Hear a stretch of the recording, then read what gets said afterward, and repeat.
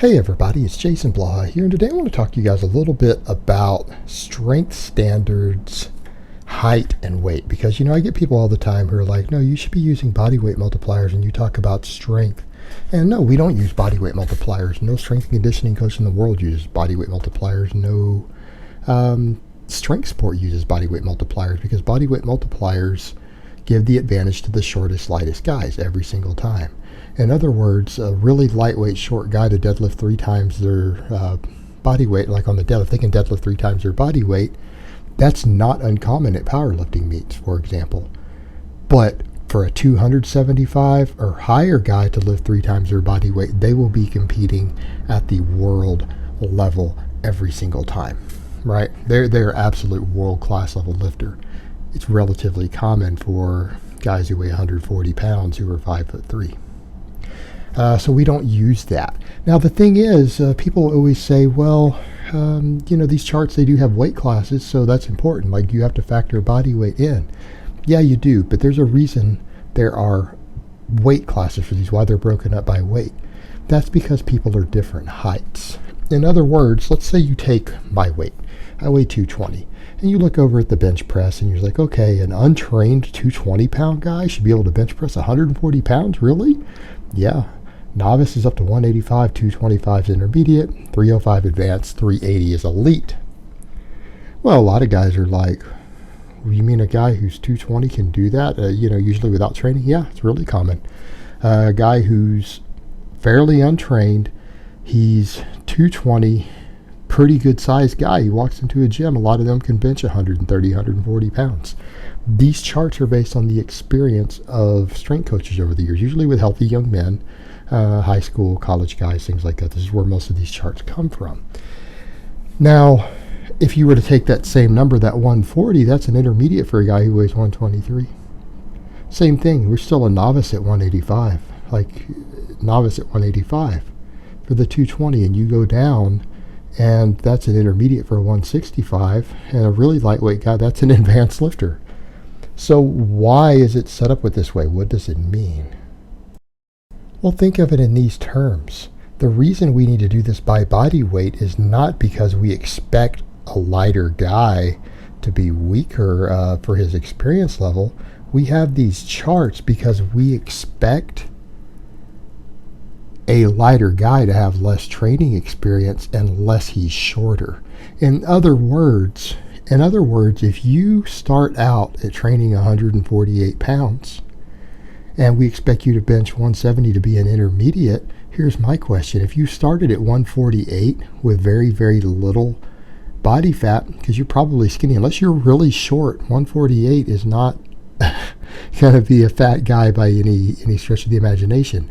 If you start at 148, do you really think if you finish out your noob gains and gain 15 pounds of muscle that you're going to weigh 148? No, you're going to get bumped up into that 165, because you're going to be about 163 if you put on 15 pounds of lean muscle with no fat gain, right? And a lot of people get confused by this. We use body weight because people are different heights. People are different heights.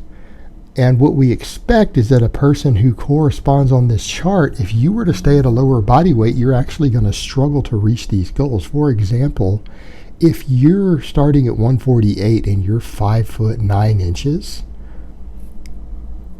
we expect you to be 165 by the time you're an intermediate.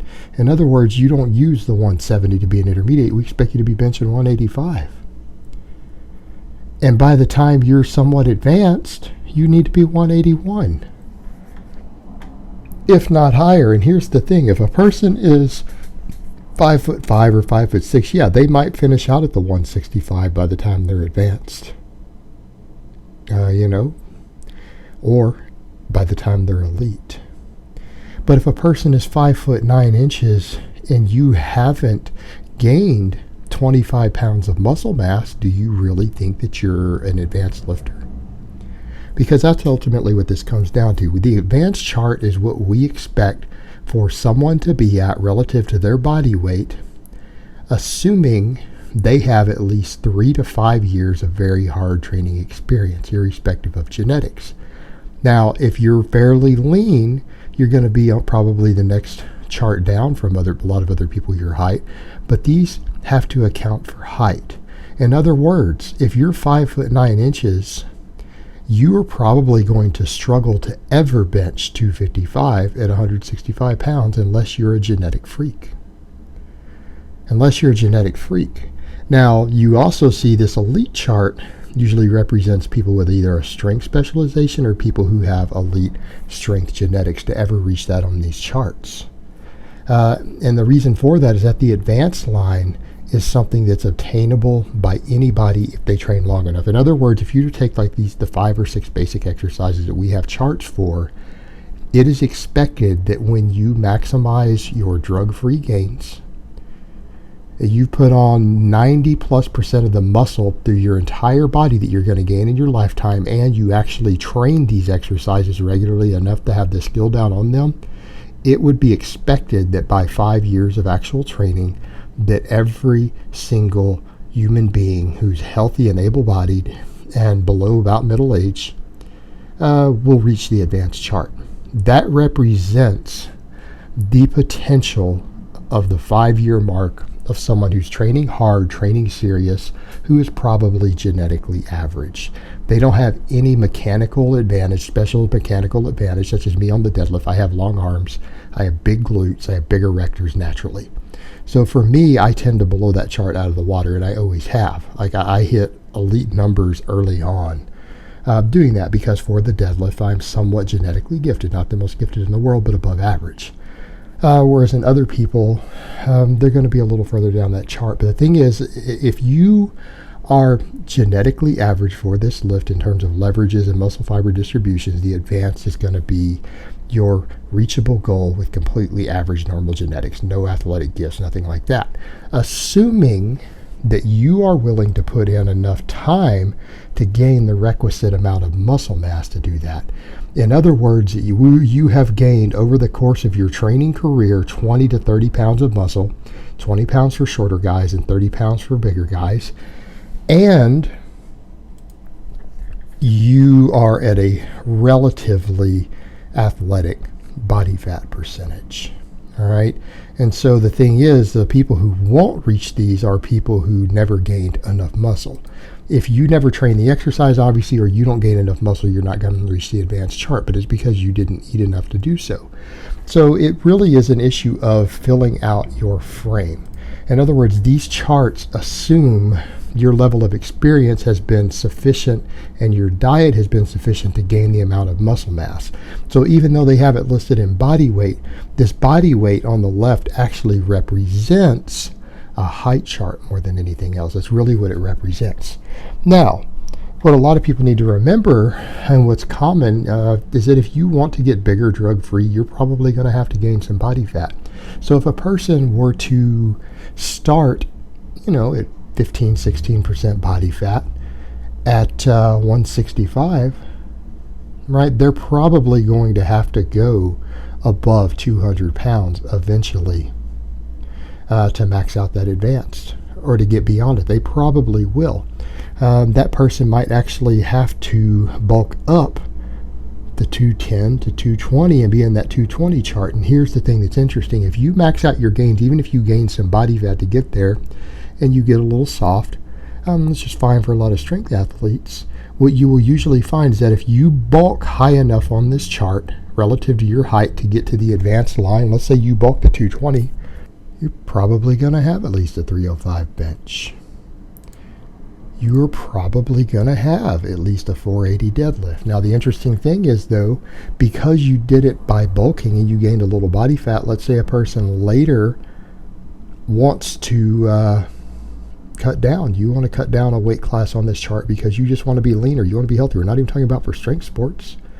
You are probably going to maintain the advanced line. You're probably going to maintain the advanced line, because if you started at 165 at 15% body fat, you bulked enough to gain 30 pounds of muscle, even 198, your body composition is going to be leaner than where you started, right? So if you reach the advanced line and you get to, say, 480 by bulking up to 220 at 5'9", and you get to the 305 bench, and you cut down to the 198. You say, you know what, I want abs, I want to look leaner, I want to look healthier. You'll probably be about 14% body fat if you drop to 198. If you gain 30 pounds of muscle starting at 165 at about 15%, you'd probably be 14% body fat. You'll probably have visible abs. You'll probably still be on the advanced chart. You'll just shift further down. But the problem that people have is if you struggle in the time frames that we think of as intermediate, advanced, and everything else, to reach all these numbers on the chart, odds are you were afraid to bulk enough to gain enough muscle to reach that point on the chart. And again, it's because you're probably staying at a body weight that's too low for your height. And ultimately, no, you really aren't an intermediate lifter. You really aren't an advanced lifter, because if you were, these would be reasonable numbers for you to reach on the chart. And it's just as simple as that. There is a height component related to this. All right, guys, but that's really all I have to say on that today. Hope it's been informative, and I will talk to you guys next time.